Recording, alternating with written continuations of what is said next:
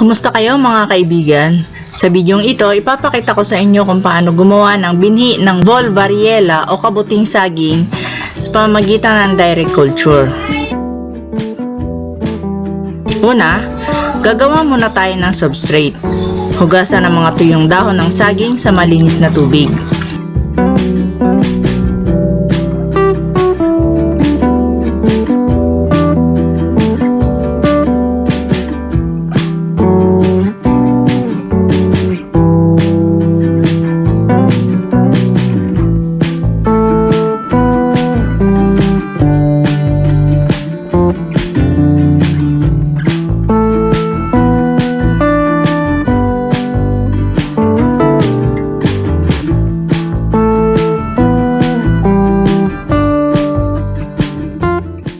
Sumunod naman ay hugasan ang mga tuyong balat ng munggo.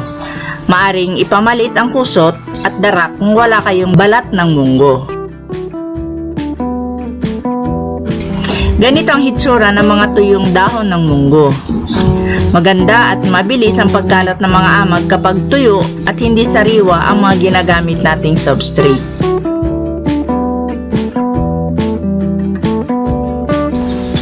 Hanguin ang mga ito gamit ang strainer at ilagay sa malinis na lalagyan.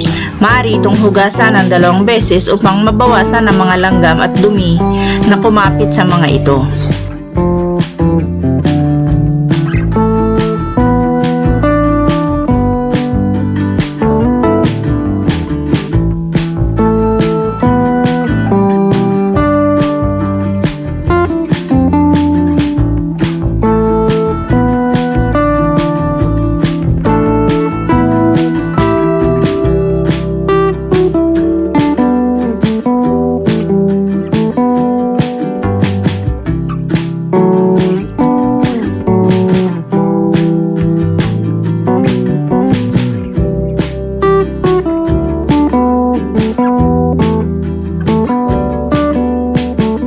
Sumunod naman ay ihanda ang mga hinangong dahon ng saging at tadtarin ang mga ito.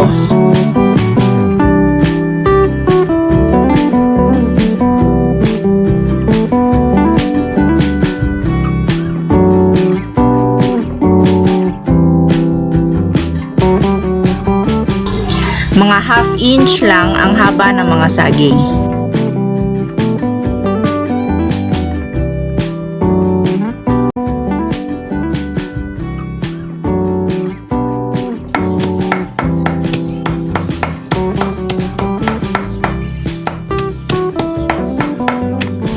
Hayaan itong matuyo gamit ang strainer, ngunit maaari din ninyong pigain upang mapabilis.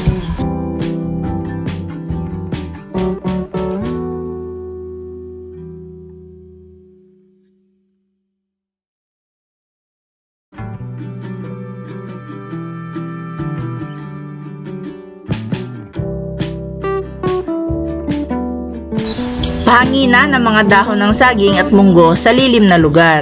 Kung patutuyuin ninyo ang mga ito sa araw, bantayan itong mabuti upang hindi tuluyang matuyo. Pagkatapos, pagsamasamahin ang mga dahon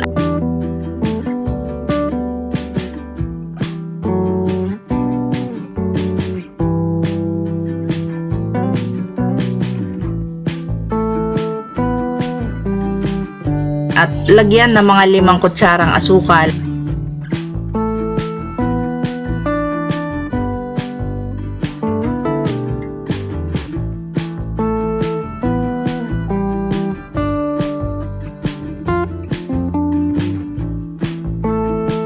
At 4 na kutsarang apog.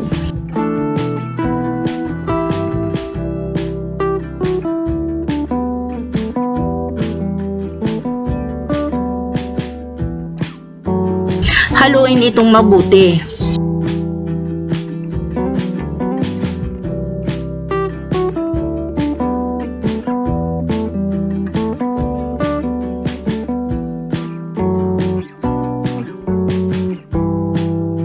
Pagkatapos, ilagay ang mga ito sa PP bags. Mahalagang gumamit ng PP bags dahil heat resistant ang mga ito at hindi matutunaw kapag in-sterilize natin ang ating mga substrate.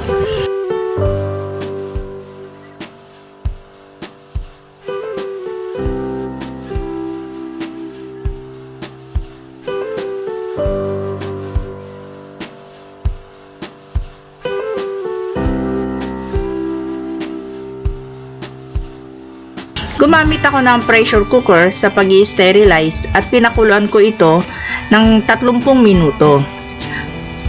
Pakuluan ang mga substrate ng 2 oras kung ang gagamitin ninyo ay kaserola.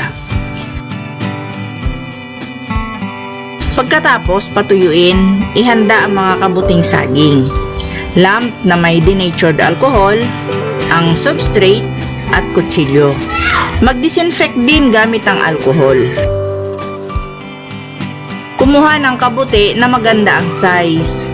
Ang mga gagamitin nating mga mushroom ay nasa stage pa na kung saan ay hindi pa ito bumubukas.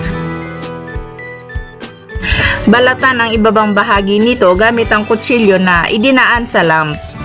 Dito tayo kukuha ng tissue na gagamitin natin. Balatan ito hanggang sa puti na lang ang makikita natin. Ito ang kinukuha natin dahil ito ang malinis na parte ng kabuti at ideal sa paggawa ng binhi.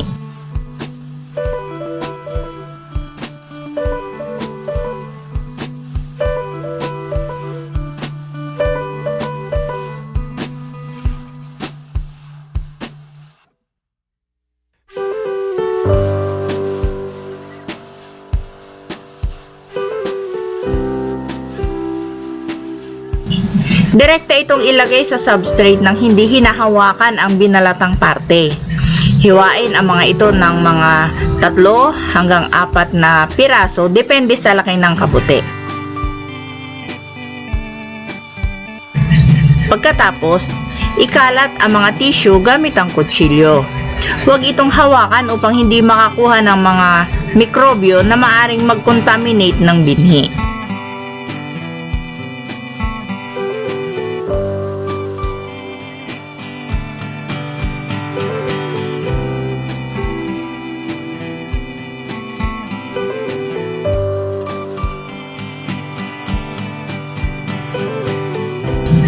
Itali ang supot at isil gamit ang rubber band.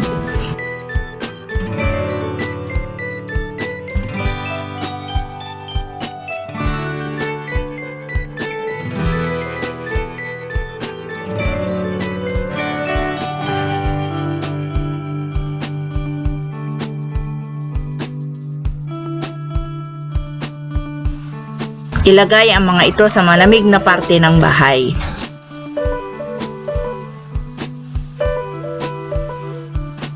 After 2 days, ito na ang mga mycelia ng ating binhi. Mapapansin na hindi ito tulad ng binhi ng oyster mushroom na puting-puti ang mycelia o amag.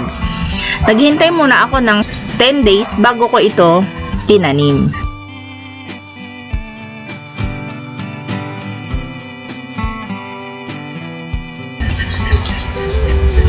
Maaring lagyan ng PVC neck at cotton waste o kaya bulak ang bibig ng binhi dahil kailangan din nito ng oxygen.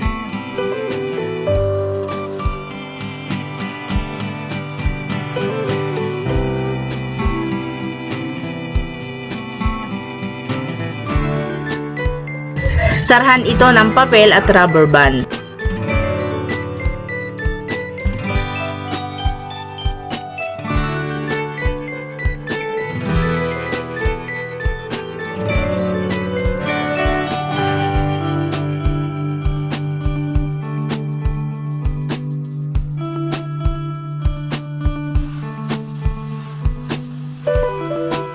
Ayan ang ating mga direct cultured Volvariella spawn.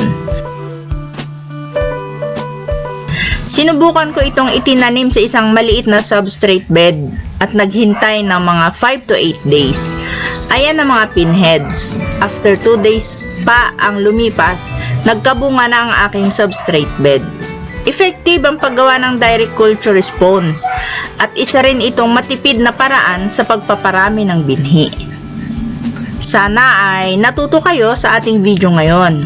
I-click din ang video ito upang matuto kung paano gumawa ng binhi ng oyster mushroom.